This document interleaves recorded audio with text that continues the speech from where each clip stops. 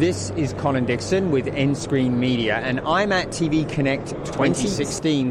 And I'm talking with Paul Berriman, who is Group CTO of PCCW in Hong Kong.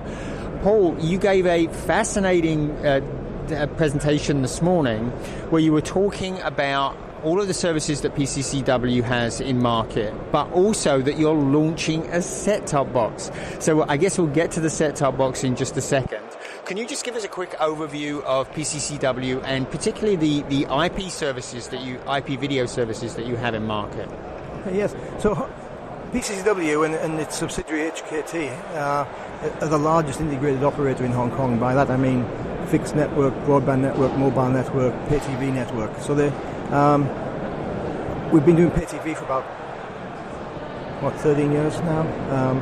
IPTV predominantly to start with, and moving on to over-the-top services as we've progressed into more multi-screen, multiplayer environments. You introduced a broadband service, Now TV, 10 years ago? 2003, more than that. Oh, more than that. Yes. Yeah. And it's been very successful. We're now bigger than the cable company. We're in 58% of homes. So there's a box in most people's homes these days for Now TV, and it carries all of the 200 channels of regular content that you would get from Fox or from HBO and things. And tell us a little bit about the OTT service View. So View is a move into OTT. We started off by taking some of the Now TV content and making it available to non-HKT subscribers, so they didn't have to be on our broadband network. And because we are pretty much in a saturated market in Hong Kong, we wanted to take the content overseas, so OTT approach was the right thing to do at the time. And how many markets is that now in? About 19 different markets now across India, Middle East and Southeast Asia. Now let's get to the set-top box. First of all, tell us a little bit about the box that you've introduced. Well, we always need set-top boxes because people want large screen displays for our IPTV service, but this is not our first box. We've gone through about 5 different set-top boxes over the period of our service. But this one is a big step because it's going to be introducing not only the capability for 4K TV, but also the capability to embrace OTT providers with a sort of a hybrid box where we have IPTV on the one side of the box and we'll have OTT on the other side of the box, and the ability to bring it all together for hopefully a very unified user experience.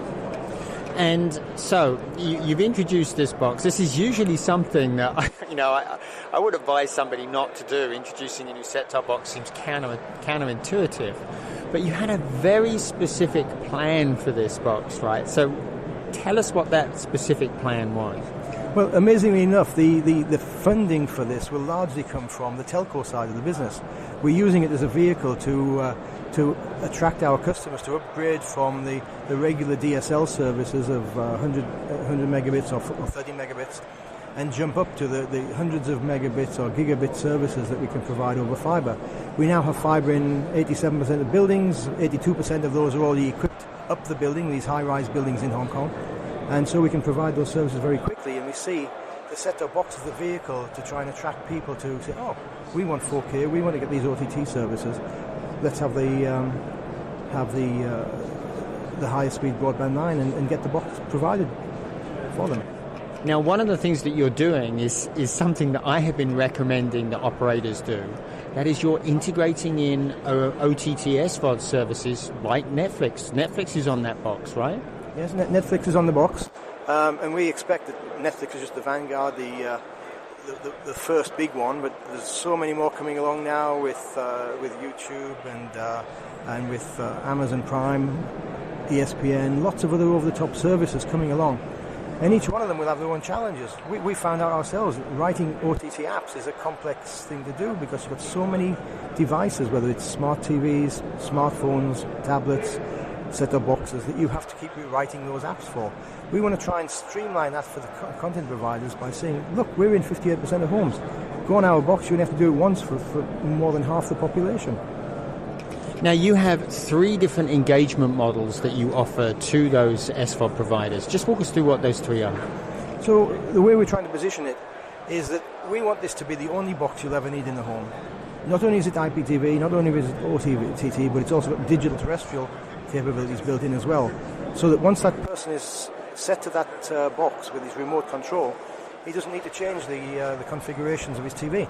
So what that means is, in order to achieve this is the only box you'll need scenario, we want to openly invite the over-the-top providers, content providers, to bring their apps and say, look, we'll welcome you onto our box regardless.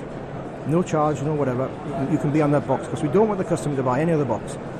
But while you're here, if you want to, we can offer you carrier billing, we can offer you QoS. If you've got a 4K delivery service and you want to have an unbroken service, then why don't you ask us to provide that for a fee, of course, or some revenue share, or however we want to do the engagement model.